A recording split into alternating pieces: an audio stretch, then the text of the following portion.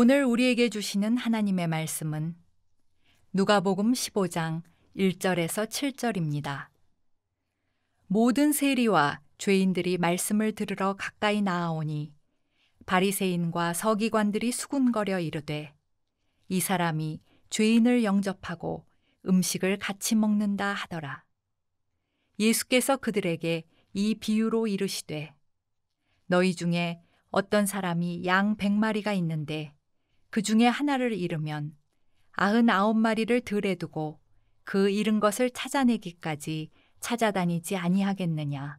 또 찾아낸즉 즐거워 어깨에 메고 집에 와서 그 벗과 이웃을 불러 모으고 말하되 나와 함께 즐기자. 나의 잃은 양을 찾아내었노라 하리라. 내가 너희에게 이르노니 이와 같이 죄인 한 사람이 회개하면 하늘에서는 회개할 것 없는 의인 99으로 말미암아 기뻐하는 것보다 더하리라. 이는 살아계신 하나님의 말씀입니다. 아멘. 베드로전서 강해는 오늘은 이제 창립기념 설교를 하고 다음 주부터 계속해서 이어집니다.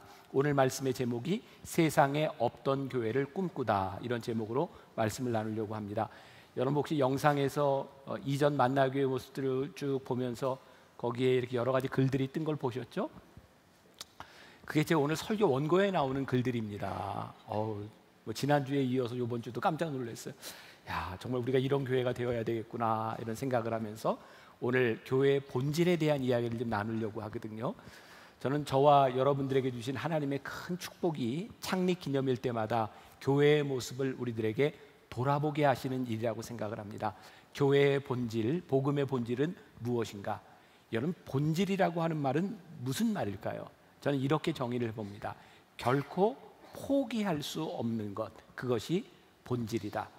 교회에서는 많은 일들이 일어나고 있지만 우리들이 절대로 포기할 수 없는 그 한 가지, 그것이 무엇인가? 그걸 저는 오늘 세상에 없던 교회를 꿈꾸다라는 제목으로 나눠보려고 합니다. 연세대 철학과 명예교수인 김영석 교수가 쓴 책 어떻게 믿을 것인가에 나오는 이야기입니다. 여러분, 도스토옙스키의 까라마조프가의 형제들이라는 소설을 아실 겁니다. 내용은 다 모르시겠지만 거기에 나오는 내용 중에 이런 게 있다 그래요. 로마 교황청에 이상한 소문이 돌기 시작했습니다. 언제부턴가 예수님이 다시 이 세상에 오셨다라는 이야기가 돌기 시작했어요. 그래서 교황청에서 사람을 파견해서 진상을 조사해 보니까 진짜 예수님이 오셔서 2000년 전 그때처럼 가난한 사람들을 돌보고 병자들을 고치고 말씀을 전하고 계셨어요. 교황청에서 추기경들을 다 모아놓고 회의를 하게 되었고 토의 끝에 2명의 대표자를 예수님께 보내기로 결정합니다. 그리고 2명의 대표는 예수님께 가서 교황청의 입장을 이렇게 이야기를 합니다. 주님, 세상을 떠나신 지 얼마 후에 오시지 않고 2000년이나 지나서 지금 오시면 우리는 앞으로 무엇 해서 먹고 살라는 겁니까? 저희를 위해 다시 돌아가 주십시오 라고 이야기를 했다는 거예요. 이 도스토옙스키는 이 소설에서 무엇을 이야기하고 싶었냐면 그 당시에도 교회주의에 빠져서 예수님을 잃어버린 교회에 대한 비판을 하고 있는 겁니다. 우리가 또 들어봤음직한 이야기죠. 요즘 또 이제 얼마 전부터 1세대 목회자들이 많이 은퇴를 하게 되면서 후임자들을 뽑게 됩니다. 목회자를 청빙하게 되면 어디에나 청빙의 조건들이 이렇게 달려 있습니다. 어떤 학교, 이렇게 경력. 근데 우리들이 그런 이야기하죠. 야, 예수님이 이 땅에 오시면 예수님이 담임할 교회는 없겠다. 왜? 예수님은 자격이 안 된다는 거죠.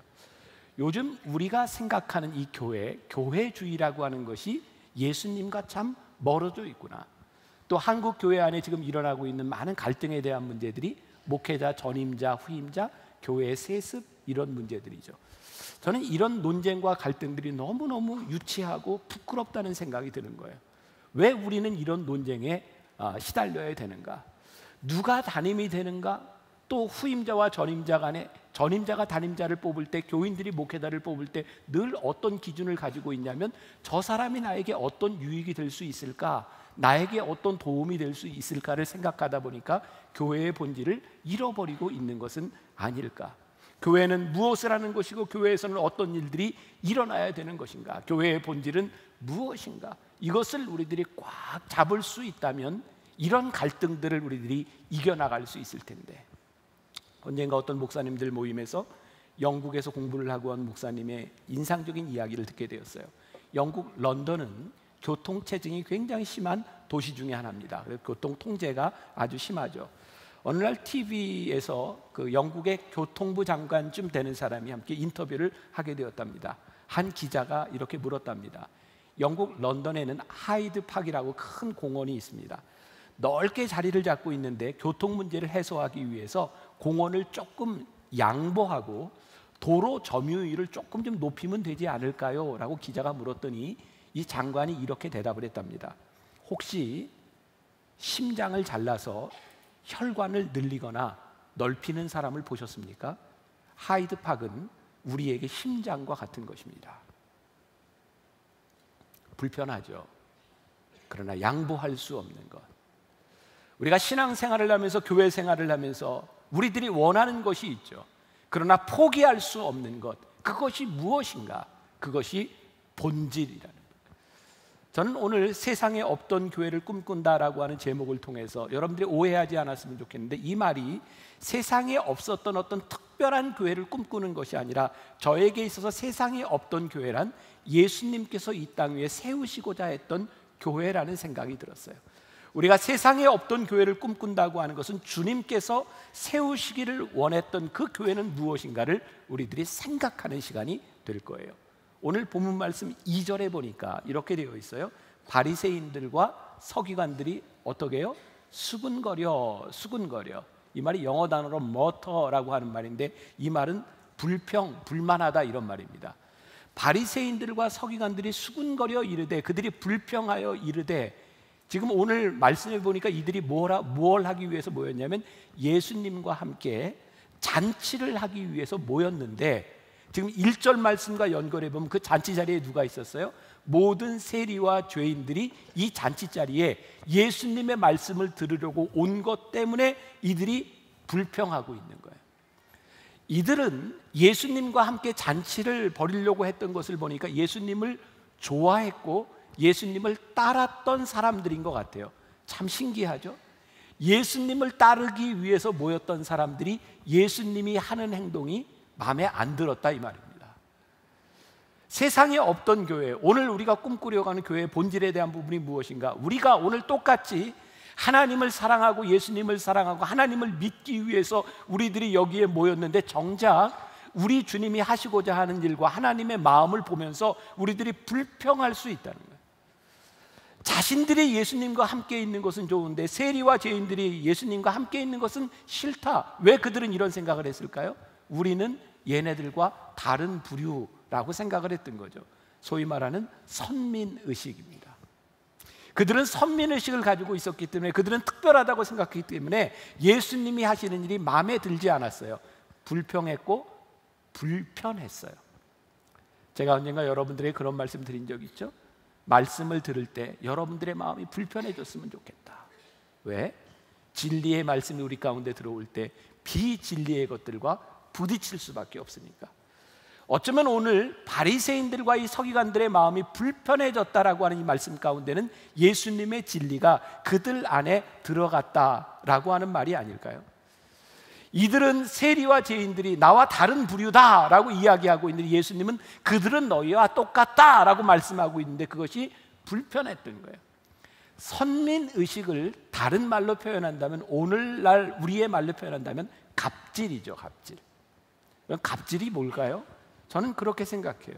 어느 날 우리들에게 돈이 생겼어요. 어느 날 우리들에게 명예가 생겼어요. 어느 날 우리들에게 권력이 찾아왔어요. 돈과 명예와 권력이 찾아오고 나니까 돈과 명예와 권력을 가지지 못한 사람과 나는 다른 거예요. 그러니까 그 사람들과 내가 동일한 대우를 받는 게 화가 나는 거예요. 그래서 나와 동일한 대우를 받는 것 때문에 화가 나서 하는 일들이 갑질이죠. 오늘 서기관들과 바리새인들이 갑질을 하고 있는 겁니다. 갑질은 교만이에요. 예수님께서 이들을 바라보시면서 너희들은 이들과 다르다고 생각하지만 너희들은 이들과 같다라고 말씀하시면서, 오늘 너희들이 이 사람들은 우리와 다르다라고 생각하지만 이 사람들이 너희와 함께 식사하고 함께 앉아 있는 것, 이것이 하나님의 나라다라고 선포하고 계신 거예요. 예수님은 이 땅 위에 오셔서 끊임없이 말씀을 전하시면서 끊임없이 선포하신 것이 있어요. 그것은 하나님의 나라였어요. 오늘 이 말씀이 우리들에게 도전이 되고 세상에 없던 교회를 꿈꾼다고 하는 것이 무엇인가? 여러분, 바리새인들과 사두개인들, 정작 이들은 하나님을 믿는 사람들이고 이들에게는 율법이 있었고 하나님을 믿는 공동체라고 여기던 사람들의 모임이었는데, 믿음의 공동체 안에 예수님을 이해하지 못하는 사람들이 있었다. 우리들에게 참 무서운 일이죠. 우리가 오늘 예배를 드리고 말씀을 듣는데 우리들에게 이 주님의 마음이 없다면, 예수님을 이해하지 못한다고 하면 우리들에게 참 두려운 일이겠다. 지금 바리새인들과 이 서기관들이 다른 사람들이 아니라 당시 하나님을 믿고 있었던 공동체에 대하여, 그래서 오늘 우리가 읽은 본문 말씀 누가복음 15장에는 연속되는 세 개의 비유가 나오고 있어요. 다 우리가 잘 아는 비유입니다. 예수님께서 이렇게 다른 말씀을 안 하시고 비유만 연속해서 세 개를 말씀하신 적이 없어요. 그만큼 중요하다는 얘기죠. 어떤 비유? 오늘 우리가 읽은 잃은 양 한 마리의 비유, 그 다음에는 잃은 동전을 찾는 드라크마의 비유, 그 다음의 비유는 돌아온 탕자에 대한 이야기예요. 이 이야기를 통해서 예수님께서 하시고 싶었던 말씀, 그 마음이 뭐냐면, 하나님의 마음은 잃은 곳에 있다. 어제 저는 토요 예배를 드리면서 어제도 예배를 드리고 MNP 교회로 흩어지는 사람들을 바라보고, 우리가 토요 예배를 드리며 MNP 교회를 시작하는 이유 가운데 하나님의 마음이 있음으로 우리들이 시작하는 것이 아니라면, 어쩌면 우리들이 토요 예배를 드리고 MNP로 흩어지는 것에 대해서 비난하는 사람이 있을지 몰라요. 어쩌면 우리들이 견디지 못할지도 몰라요. 우리가 꼭 이렇게 욕을 들으면서 이런 이야기를 해야 되는가? 그런데 저에게 이 MNP 교회와 토요 예배를 시작하면 저에게 분명히 드는 확신이 있어요. 하나님이 기뻐하시겠다. 이거 하나님이 무척 좋아하시겠다. 지난주에 MNP 교회 목회자들과 제가 며칠을 지나고 그들의 이야기를 들으면서 정말 하나님이 기뻐하시는 일이구나. 우리들이 욕심을 버리면, 우리들이 좋아하는 일, 우리들이 편안할 수 있는 것들을 우리들이 조금만 내려놓는다면 하나님이 기뻐하실 수 있는 일들이 우리들에게 일어날 수 있겠구나. 믿음의 공동체에서 하나님이 기뻐하시는 일을 하는 이 세상에 없던 교회를 우리들이 꿈꿔보자는, 오늘 예수님께서 세 가지의 비유를 말씀하시면서 예수님은 그 당시에 믿음의 공동체에 하는 다른 독특한 방식으로 말씀을 하고 있는 거죠. 기존의 믿음의 공동체하고는 다르다는 거죠. 자, 1절과 2절 말씀 다시 봅니다. 모든 세리와 죄인들이 말씀을 들으러 가까이 나아오니 바리새인과 서기관들이 수군거려 이르되 이 사람이 죄인을 영접하고 음식을 같이 먹는다 하더라. 보세요. 지금 예수님이 아직 어떤 말씀도 하시지 않았어요. 말씀을 들으러 나온 거예요. 이들이 화가 났던 것은 예수님의 말씀 때문이 아니었어요. 그들이 편안하게 여기던 것들이 불편해졌기 때문에 불평을 이야기하고 있는 거죠. 예수님께서 이들에게 독특한 방식으로 설명해 주시고 있는 거예요. 말씀을 준비하며 저에게 떠올랐던 옛 이야기들이죠. 저도 이제 나이가 드는 것 같아요. 계속 옛날 얘기 하는 거 보니까 아마 저와 비슷한 세대를 살았던 분들은 이게 잘 이해가 되실 것 같아요. 제가 64년생이니까 저하고 비슷한 또래 위아래로 좀 있으실 것 같아요. 제가 64년생이라니까 굉장히 놀랍죠. 그렇게까지는 안 들어 보이죠, 제가 나이가. 제 나이 또래로 이렇게 한번 생각해 보세요. 제가 중고등학교를 다닐 때 참 전도를 많이 했습니다. 제가 뭐 1:1 양육을 받은 것도 아니고 전도 폭발 훈련을 받은 것도 아니고 제가 전도를 참 많이 했어요. 우리 반에 같이 있는 친구들. 근데 제가 그때 전도를 할 때 늘 했던 말이 뭐냐면, 교회 가자. 교회 가면 여학생이 있어. 그게 제가 전도하던 말이었어요. 우리 세대를 잘 기억해 보세요. 우리 세대는요, 남녀 공학이 정말 거의 없었고요. 남자아이들이 학교를 갈 때, 저희 때 늘 그랬죠. 제가 교복 마지막 세대인데 교복을 입고 호크를 채우고 모자를 쓰고, 모자를 꾸겨 써도 맞고 머리가 좀 길어도 맞고, 그 당시에는 나팔바지냐 단꼬바지냐 이거 인치 재가지고 맞고 그랬던 세대 아니에요? 그런데 교회를 가면 우리들이 정말 자유함이 있었어요. 여학생도 만났어요. 그래서 교회를 많이 찾아갔어요. 교회를 가면 그 당시에 우리들이 쉽게 접하지 못했던 피아노가 있었고요. 교회에 가면 탁구를 칠 수 있었고요. 교회에 가면 기타를 배웠어요. 가을이 되면 교회에서는 문학의 밤이 있었어요. 여름과 겨울에 수련회가 있었어요.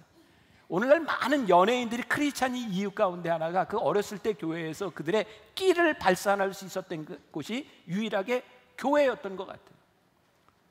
저 초등학교 6학년 때 제가 연극을 교회에서 했거든요. 주연을 맡았었어요. 크리스마스 때.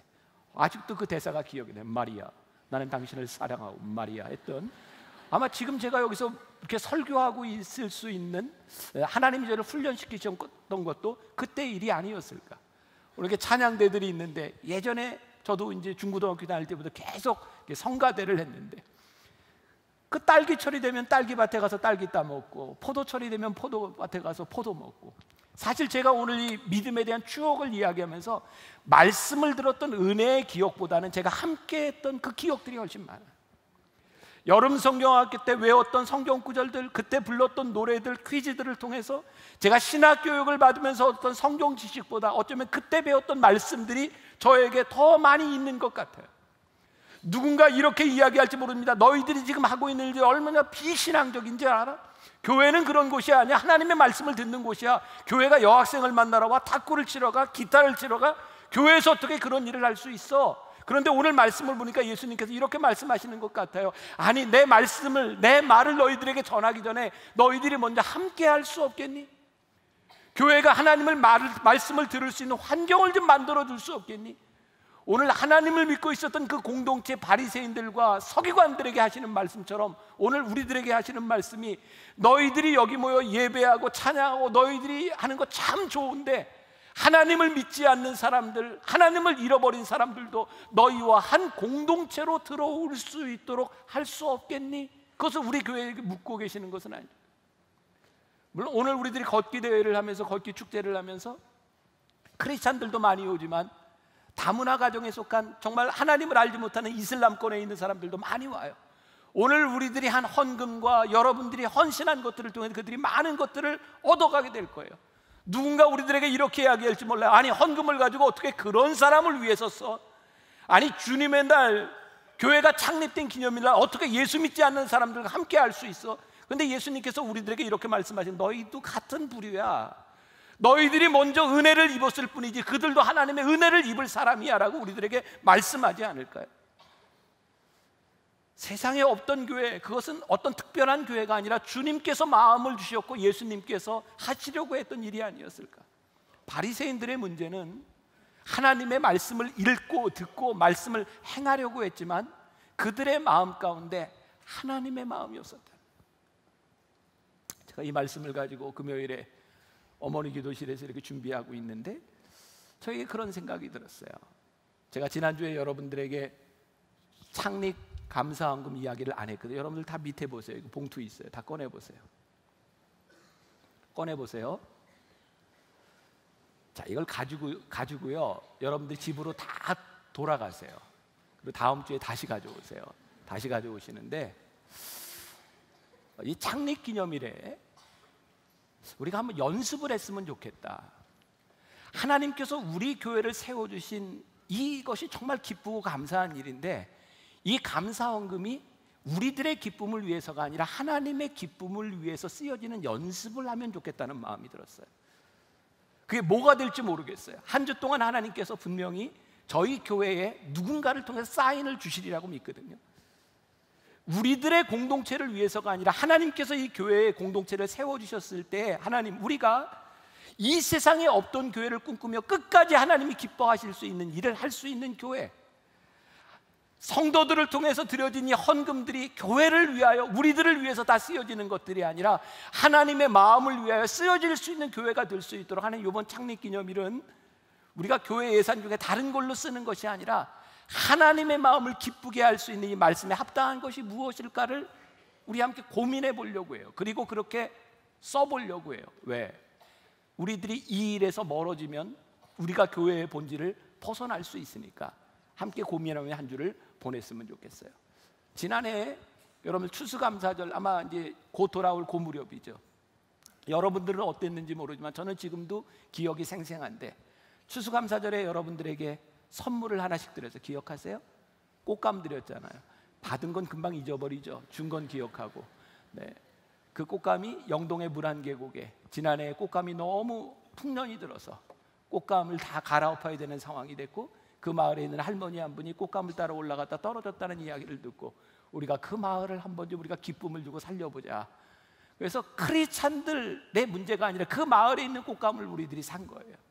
그리고 우리 목회자들이 다 밤늦게까지 포장해가지고 여러분들에게 선물을 주면서 얼마나 마음이 기뻤는지 몰라요. 그 생각이 이렇게 오버랩이 되면서, 야, 이거 정말 하나님 기뻐하셨겠다.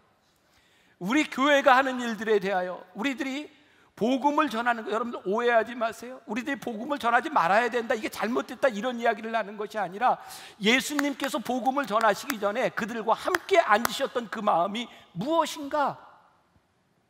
그 영동 물안계곡에서 목회하는 그 목사님이 쓴 책이 있어요. 우리들의 작은 천국. 그 교회는 노인들이 많은 교회라, 그냥 노인들과 함께 목회를 하면 앞으로 몇 년 후에 교회가 사라질 거예요. 다 돌아가시면 없어질 교회인 줄 몰라요. 근데 그 교회 목사님이 그 마을에 있는 교회 초등학교를 찾아가서 아이들에게 복음을 전하기 시작했고, 그 아이들과 함께 나누었던 이야기들이 그 책에 아주 아름답게 이렇게 소개가 되어 있어요. 그 중에 한 이야기입니다. 언제가 주일학교 성경 공부 시간에 성경 공부 주제가 예쁜 말이었대요. 특히 남자 녀석들이 이 민서라고 하는 아이를 잘 놀리고 이렇게 그래서 이 아이가 짜증을 내고 했는데, 이 성경 공부를 듣고 집에 가서 엄마에게 내가 이렇게 말씀대로 살아보겠다 이야기를 했고, 선생님도 그것을 알고 있었고요, 목사님도 그 아이를 알고 있었대요. 어느 주일에 성경 공부를 하는데 이 민서라는 여자아이가 울상이 돼서 목사님에게 이렇게 말을 합니다. 어떻게요 목사님? 저 지난주에 학교에서 나쁜 말을 했어요. 무슨 말인데? 친구에게 꺼져 라고 말했어요. 왜 그랬는데? 친구가 저를 돼지라고 놀리고 자꾸 따라다녔어요. 사과하면 되지. 사과하면 되는 거예요? 그럼 잘못했다고 사과하는 것도 예쁜 말이야. 민서는 그 다음날 학교에 가서 예쁜 말로 사과했다고 합니다. 그런데 그 다음 주에 또 울상이 되어 교회에 왔습니다. 민서야, 무슨 일이 있니? 제가 또 나쁜 말을 했어요. 무슨 말인데? 어떤 친구가 잘난 체를 내서 마음속으로 흥 하고 비웃었어요. 그래? 그러면 마음속으로 사과하면 되지. 마음속으로 한 말은 마음속으로 사과하면 돼요? 그럼 민서의 얼굴이 점점 밝아지기 시작했습니다. 저는 그냥 이 이야기를 들으면서 제가 옛날에 쓴 책 가운데 하나님을 미소 짓게 하는 이야기라는 책이 있었어요. 좋은 책입니다. 네, 제가 쓴 책인데 그냥 그 말이 하나님이 이 모습을 보면서 미소를 지으시겠다. 어쩌면 우리들이 전심으로 전하는 복음보다 어쩌면 그들과 함께하는 하나님의 마음을 나눈 우리들의 삶을 통해서 하나님의 얼굴에 미소가 띄어지고, 우리들이 선민으로 불리움을 받았다는 선민의식보다 아직 불리움을 받지 못한 사람들을 위하여 우리들이 함께할 수 있는 교회가 되는 것에 하나님의 마음의 기쁨이 있지 않을까. 세상에 있는 교회는 우리의 마음이 기쁜 교회고, 세상에 없던 교회는 하나님 아버지의 마음을 기쁘게 하는 교회가 아닐까. 제가 오늘 말씀을 준비하면서 창립기념일에 생각해 보았던 거예요. 우리의 마음이 기쁜 교회가 아니라 하나님의 마음이 기쁜 교회를 꿈꾼다는 것. 제주도에 가면 아주 작은 교회가 하나 있습니다. 순례자의 교회라고. 혹시 가보신 분이 있는지 모르겠어요. 올레길에 있습니다. 교회 내부를 보면 정말 작아요. 한 5명 정도 들어가서 예배드릴 수 있는 공간. 우리 교인들과 함께 그 올레길을 가다가 저 교회를 가게 되었고, 그 교회 안에서 이제 그 교회 사역하는 목사님이 있어요. 교회 사역이 아니라 옆에 상담실에 교회 이제 성경책이 이렇게 다 이제 없어졌다는 이야기를 듣고, 우리 교회 권사님 중에 한 분이 그 성경책을 거기다 또 이렇게 기증을 하셨어요. 만약 여러분들이 가서 저 교회를 들을 기회가 있다면 거기 있는 아마 성경책이 우리 교회 권사님이 기증한 성경책일 거예요. 저 교회가 처음부터 예배가 없고 또 이렇게 문을 늘 열어놓고 그런 교회가 아니었대요. 처음에는 관리하는 사람도 있었고 정기적인 그 예배 시간도 있고 뭐 아무튼 있었던 것 같아요. 그런데 사정상 관리도 하지 못하게 됐고, 그래서 저 교회는 정기적인 예배가 없대요. 예배를 집전하는 목사도 없대요. 활동하는 프로그램도 없대요. 근데 교회에 유일하게 있는 것이 있다면 성부, 성자, 성령 삼위일체 하나님이 계시다는 거예요. 저 교회가 프로그램이 없어지고 관리할 사람이 없어서 문을 그냥 늘 열어놓게 되었는데 놀라운 일이 일어나기 시작했어요. 올레길을 걷는 사람들 중에는 많은 사연이 있겠지만 인생을 포기한 사람들, 죽음을 생각한 사람들도 그 길을 지나가게 되었고, 교회 주인도 없고 프로그램도 없고 예배도 없자 사람들이 자연스럽게 들어가서 교회에서 기도하기 시작했고 말씀을 보기 시작했고, 그 교회에서 역사들이 일어나기 시작했고, 이 목사님은 이렇게 고백해요. 이 교회의 주인이 하나님이 되었다. 사람이 주인이었던 교회, 그 사람이 없어지니까 하나님께서 이 교회의 주인이 되었다.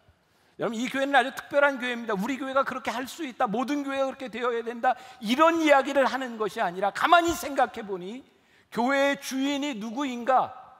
오늘 이 말씀을 듣고 있는 여러분들 마음 가운데도 혹시 만나교회의 담임 목사가 주인 아니야? 담임 목사 맘대로 하는 것 아니야? 라고 생각이 들고 있다면 우리가 지금 잘못 가고 있는 거죠. 제가 만일 주인처럼 행세하고 있다면 잘못 가고 있는 거죠. 우리가 세상에 없던 교회, 하나님이 이 땅에 세우신 그 교회의 모습이 무엇인가를 우리 회복하지 않는다면 오늘 예수님께서 이 비유를 통해서 우리들에게 하시고자 하는 이야기는 무엇일까요? 오늘 잃은 양의 비유를 통해서 예수님이 하시고자 하시는 이야기는 무엇일까요? 제가 세상에 없던 교회라는 책을 보면서 이게 참 감동적인 부분이라 제가 이렇게 가지고 왔는데, 제가 지금 읽어드리는 이 글을 들으면서 감동이 안 되면 여러분들이 정서적으로 굉장히 문제가 있는 분들이에요. 잘 들어보세요. 양 100마리 중 한 마리가 길을 잃었다. 양 주인은 남은 99마리를 산에 놔둔 채 사라진 한 마리를 찾아 나섰다. 이때 남은 99마리 양들은 어떤 기분이 들었을까? 화가 나거나 두려웠을까? 아니면 사라진 한 마리를 걱정하며 불안해했을까? 나는 길 잃은 양 한 마리와 남은 양 99마리 모두가 행복했을 거라고 생각한다. 약간의 상상력을 발휘해 본다면 사라진 양은 다른 양 99마리들로부터 인정받지 못했거나 말썽꾸러기였거나 왕따를 당했을 가능성이 높다. 그러니까 태생적으로 무리지어 생활하는 양이 혼자 길을 잃은 희한한 상황이 벌어진 것이 아닐까. 사라진 양은 무리 안에서 별 볼 일 없고 있으나마나한 존재였을 거라는 말이다. 또한 양들 사이에서도 그런 취급을 받았다면 주인의 입장에서는 더 별 볼 일 없고 있으나마나 했을 것이다. 그런데 상식적이지 않은 일이 일어났다. 그 양 한 마리를 찾기 위해 주인이 나머지 양 99마리까지 내팽개치고 정신 나간 사람처럼 달려나간 것이다. 그런 주인을 보며 99마리의 양은 이렇게 생각했을 것이다. 있으나마나한 놈이 없어졌다고 저 난리를 치는 걸 보니 내가 없어지면 우리 주인은 세상 끝까지라도 나를 찾아 달려오시겠네. 그래도 내가 없어진 그놈보다 낫잖아. 혼자 길을 잃고 두려움에 떨었을 양 한 마리는 어땠을까? 왔던 길을 하염없이 되짚으며 혼자 자기를 찾고 있는 주인을 발견하고는 이런 생각을 했을 것이다. 뭐야, 나 같은 놈 하나 찾겠다고 나머지 양들을 놔두고 여기까지 왔단 말이야? 저 사람 제정신인가? 그날 밤 100마리 양 모두 말할 수 없는 안도감과 행복감을 느끼며 잠들었을 것이다. 우리 주인은 정말 날 사랑하는구나. 그는 무슨 일이 있어도 나를 버리지 않고 안전하게 지켜줄 거야. 오늘 예수님께서 세 가지 비유를 연속해서 말씀하시면서 하시고 싶었던 이야기는 하나님 아버지의 마음이었어요. 잃은 양 한 마리, 잃은 동전 하나, 아버지를 배신하고 떠난 탕자를 끝까지 기다리는 아버지의 마음을 하나님께서, 우리 주님께서 들려주고 싶으셨던 거예요. 마태복음 16장 16절에 우리 예수님께서 제자들에게 너희는 나를 누구라 하느냐라고 물으셨고 거기에 위대한 고백이 나오죠. 베드로의 고백입니다. 주는 그리스도시요 살아계신 하나님의 아들입니다. 그리고 예수님께서 그 고백을 듣고 내가 내 고백 위에 교회를 세우리라. 베드로라 이름 지어주시면서 내 고백 위에 내 교회를 세우리라 말씀하셨어요. 어떤 고백이요? 주는 그리스도시요 살아계신 하나님의 아들입니다라는 고백 위에 교회를 세우리라. 그러니까 교회의 주인은 철저하게 주는 그리스도시요 살아계신 하나님의 아들입니다라는 것을 고백하는 사람들의 공동체가 교회입니다. 교회가 그 주님의 마음을 알고 그 주님의 뜻대로 쓰임받지 않으면 교회는 이 세상에 존재할 가치가 없는지 몰라. 왜? 교회를 세우신 이유가 분명하니까. 누가복음 15장의 비유가 다 동일하게 끝을 맺고 있습니다. 오늘의 비유는 6절과 7절에서 이렇게 끝을 맺어요. 집에 와서 그 벗과 이웃을 불러 모으고 말하되 나와 함께 어떻게 즐기자. 나의 잃은 양을 찾아내었노라 하리라.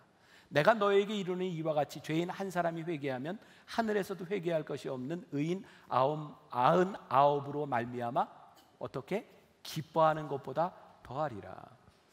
저는 오늘날 가장 큰 교회의 문제, 교회가 기쁨을 잃어버렸다. 교회가 참 많은 일을 하는데 정작 우리 주님께서 교회를 세우셔서 잃어버린 양과 함께 할 수 있는 그 기쁨을 우리들이 잃어버리고 살아간다. 교회가 잔치가 사라졌다. 우리를 위한 잔치가 아니라 하나님께서 기뻐하시는 잔치가 사라져버렸다. 오늘 교회다움이라고 하는 말, 그 말이 저에게 떠올랐을 때 이 교회다움은 세상의 기쁨과 다른 것이죠. 우리 주님께서 기뻐하셨던 그 기쁨과 동일할 수 있는 그 기쁨이 무엇인가? 저희 만나교회는 다른 어떤 교회에 내놓아도 조직적으로, 행정적으로, 회계나 모든 부분에 있어서 정말 투명하고 잘 돼 있는 교회입니다. 많은 목회자들이 저희 교회에 와서 그런 것들을 배우고 싶어 합니다. 저는 만나교회 담임 목사가 돼서 이 교회를 어떻게 운영할까, 목회할까, 그래서 공부를 많이 했어요. 저는 경영서적도 많이 봤고요, 매니지먼트, 리더십 이런 책들을 많이 보면서 교회에 많이 적용했어요. 저희 교회는 장로님들의 모임인 기획위원회가 있고요, 어떤 문제를 하나 풀어가든지 혼자 하는 것이 아니라 TF팀을 만들어서 교회에 있는 전문가들이 다 들어와서 연구하고 어떻게 하면 효율적이고 어떻게 하면 절약하고, 정말 교회가 모범적으로 잘 되어가고 있는 교회 중에 하나예요. 그런데 오늘 말씀을 준비하며 하나님께서 저에게 주신 그런 도전이었어요. 내가 참 효율적이구나, 내가 일을 참 잘하는구나. 그런데 만일 이렇게 효율적인 우리의 일 가운데서 하나님이 기뻐하시지 않는다면, 우리는 이렇게 잘하고 있는데 하나님이 이 교회를 바라보며 잔치를 벌일 수 없다고 하면, 우리들이 이렇게 열심히 준비하고 철저하게 일하는데 사람 냄새는 나는데 예수 그리스도의 향기는 사라져 버렸다면, 이게 하나님이 기뻐하시는 교회가 될 수 있을까? 오늘 이 설교는 듣는 여러분들보다 제가 더 훨씬 힘든 설교입니다. 왜? 제가 담임 목사이기 때문에. 앞으로 교회가 어떻게 가야 할까, 어쩌면 제가 리더로서의 역할을 감당해야 되기 때문에 힘든 거예요. 그래서 이번 창립기념일에는 그런 생각이 들었어요. 우리가 이 긴장감을 놓지 않도록, 하나님 앞에서 이 교회의 본질을 잃어버리지 않도록 끊임없이 긴장하게 하고 연습하게 할 수 있는 교회가 되었으면 좋겠습니다. 김재현 아나운서라고 얼마 전에 저에게 인터뷰를 요청을 했어요. 저에게 그런 얘기를 하더라고요. 목사님은 청년들이 좋아하는 목회자고 청년 사역을 이렇게 하는 목사님으로 알고 있는데, 목사님이 책에 보면 치열함이라고 하는 말이 많이 들어갔더군요. 혹시 여러분들 아세요? 치열함이라는 말이 들어간 책? 치열한 복음, 치열한 순종, 치열한 도전. 저에게 이런 말을 해요. 요즘 청년들 살기가 얼마나 힘든데 목사님, 그 힘든 사람들에게 치열함이라는 말까지 써야 합니까? 제가 스스로 생각해 보았어요. 나는 이 치열함을 왜 쓰고 있는가? 세상에서 치열함은요, 살아남기 위해서 누군가 싸워야 되는 거예요. 그래서 치열하게 싸우며 누군가에게 상처를 주고 내가 이겨야 되는 거예요. 근데 제가 치열한 복음과 치열한 순종과 치열한 도전이라는 책을 썼을 때, 그 치열함은 누구하고의 싸움이 아니라 자신과의 싸움이에요. 내가 치열하게 복음을 지키고 치열하게 순종하고 교회의 본질을 치열하게 유지하기 위하여 도전받아야 되는 것, 그것은 내 안에 일어나는 내 자신과의 싸움이에요. 이번 창립기념일을 맞이하면서 우리 교회가 하나님이 기뻐하시는 일을 위해서 우리들이 어떻게 치열하게 수고하고 치열하게 아픔을 가지고 복음 앞에 섰을 때에 잔치가 벌어지는 일들을 우리들이 할 수 있을까? 그 순례자의 교회 그 김태현 목사님이 쓴 세상에 없던 교회, 굉장히 쉬운 책입니다. 여러분 한번 읽어보셔도 좋을 것 같아요. 그냥 이야기식으로 되어 있어요. 교회가 세워지게 된. 물론 거기에 있는 교회가 모든 교회에 다 적용되거나 그렇게 될 수도 없지만 그분의 이야기가 참 좋아요. 이분이 대학생 선교회로 제주도에서 사역을 할 때였대요. 예수 믿지 않는 학생들과 어떻게 접촉점을 가질 수 있을까? 그래서 교회에서, 이 단체에서 축구 대회를 열기로 했답니다.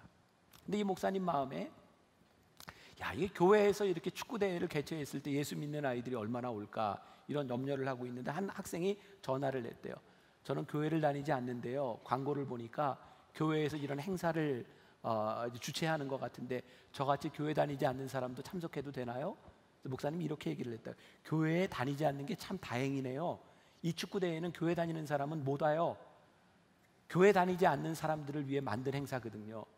이 아이가 그 이야기를 듣고 깜짝 놀라서 아이들에게 학교에 막 다 연결을 하기 시작했고요. 축구대회가 열리는 날 8팀이 왔는데 총 250명의 학생들이 모였대요. 600만 원 정도의 예산이 들어갔는데 이 목사님의 가슴을 뛰게 했던 기쁜 일은 뭐냐면 99%가 교회를 안 다니는 사람이었다는 거예요. 너무너무 기뻤다는 거예요. 교인들이 헌금한 돈 600만 원, 250명이 모였는데 예수 믿지 않는 사람 99%가 모여서 기쁜 교회. 하나님이 기뻐하신다면 기쁜 일이 아닐까요? 세리와 죄인들을 위하여 하나님 아버지가 가지고 계셨던 마음들을 위하여 우리들이 세상을 향해 열 수 있는 마음. 우리는 세상과 틀리다고 생각하고 죄인과 세리다가 다르다고 생각하는데 우리 주님께서 너희는 그들과 같은 부류야 라고 말씀하시면서 함께 잔치를 베푸시는 그 자리를 우리 교회가 만들 수 있을 때 주님이 기뻐하시는 교회가 되지 않을까요? 이게 저와 여러분들에게 앞으로 큰 도전이 될 겁니다. 우리 교회가 앞으로 어떻게 나아가야 될지, 하나님이 어떻게 사용하실지, 어쩌면 우리의 생각과는 너무 달라서 우리의 마음을 너무너무 불편하게 할지 몰라요. 그런데 한 가지 분명한 게 있는 거예요. 예수님께서 계셨던 그 잔치 자리에 바리새인들과 서기관들이 예수님이 좋아서 모였는데 예수님이 하시는 일 때문에 그들이 불편했다. 그래서 그들이 불평했다. 근데 예수님이 그 자리에서 하나님의 마음이 무엇인지를 말씀하셨다면 어쩌면 우리들의 불평과 불편한 가운데서 앞으로 하나님의 마음을 아는 교회로, 세상에 없던 교회, 그 교회는 어떤 특별한 교회가 아니라 주님이 세우신 그 교회로 나아갈 수 있지 않을까. 오늘 이 소망을 가지고 창립 37주년을 맞이하고 지나갑니다. 저에게 꿈이 있어요. 우리 성도들의 마음 가운데 여러분들의 자녀들을 바라보며, 그래, 너는 엄마 아빠가 이 교회에서 신앙생활했던 것처럼 너희들이 신앙의 뿌리를 내리고 여기서 신앙생활을 해라 라고 말할 수 있는 그런 교회, 우리가 함께 그런 교회를 만들어갈 수 있기를 간절히 소원합니다. 오늘 함께 부르고 싶은 찬양이 있습니다. 하나님 아버지의 마음, 아버지 당신의 마음이 있는 곳에 나의 마음이 있기를 원해요. 함께 찬양하겠습니다.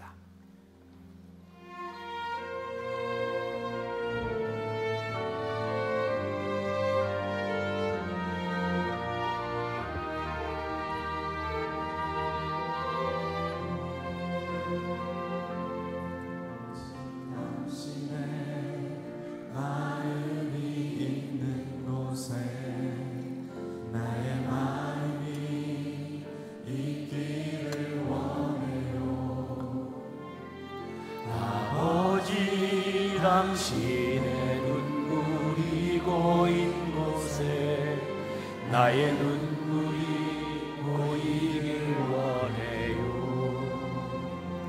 아버지 당신이 바라보는 영혼에게 나의 두 눈이 향하길 원해요. 아버지 당신이 울고 있는 어두운 땅에 나의 두 발이 향하길 원해요. 나의 마음이 아버지의 마음아, 내 모든 뜻 아버지의 뜻이 될 수 있기를 나의 온 몸이 아버지의 마음 알아. 내 모든 삶 당신의 삶 되기. 아버지 당신의 마음이 있는 곳에 아버지 당신의 마음이 있는 곳에 나의 마음이 있기를 원해요. 아버지 당신의 눈물이 고인 곳에 나의 눈물이 고이길 원해요. 아버지 당신이 바라보는 영혼에게 나의 두 눈이 향하길 원해요. 아버지 당신이 울고 있는 어두운 땅에 나의 두 발이 향하길 원해요. 나의 마음이 아버지의 마음 알아. 내 모든 뜻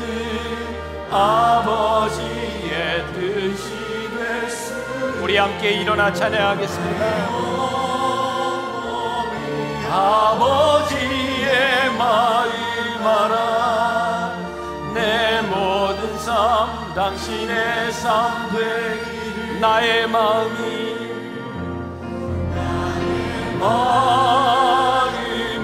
아버지의 마음 알아 내 모든 뜻 아버지의 뜻이 될 수 있기를 나의 온 몸이 아버지의 마음 알아 내 모든 삶 당신의 삶